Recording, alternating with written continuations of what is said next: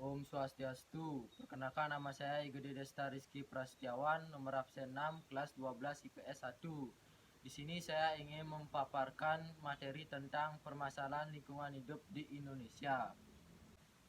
Masalah lingkungan hidup di Indonesia dan di dunia semakin banyak dan penting untuk segera dicari solusinya. Ada beberapa penyebab permasalahan lingkungan hidup di Indonesia. Yang pertama, polusi.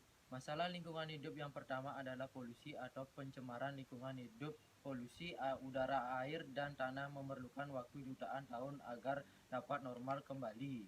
Sektor industri dan asap kendaraan bermotor adalah sumber pencemaran utama.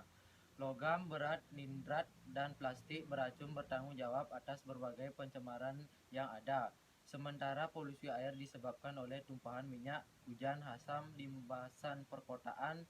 Di lain pihak, pencemaran udara disebabkan oleh berbagai gas dan racun yang dikeluarkan oleh industri dan pabrik-pabrik serta sisa pembakaran lahan bakar fosil. Pencemaran tanah terutama disebabkan oleh limbah industri yang merusak unsur hara dan zat nutrisi di tanah yang penting bagi tumbuhan.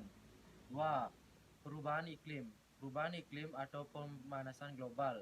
Perubahan iklim seperti pemanasan global adalah hasil dari praktik manusia seperti emisi gas rumah kaca.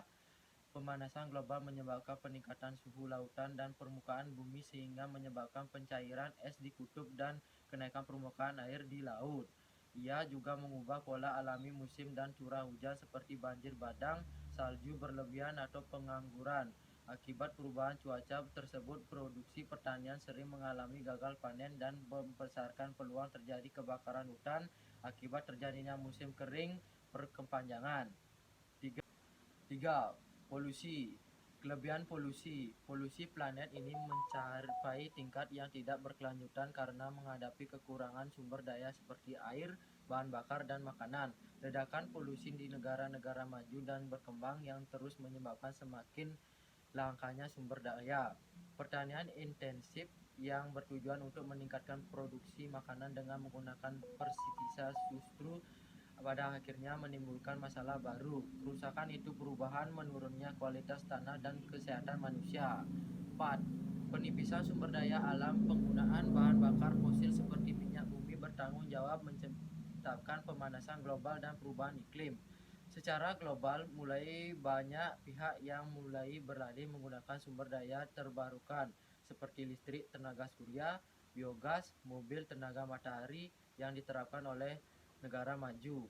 Walaupun dalam jangka pendek, instalasi peralatan fasilitas teknologi ramah lingkungan ini akan terlebih cukup mahal, tetapi dalam jangka panjang akan sangat murah dibandingkan penggunaan energi fosil dan tidak terbarukan.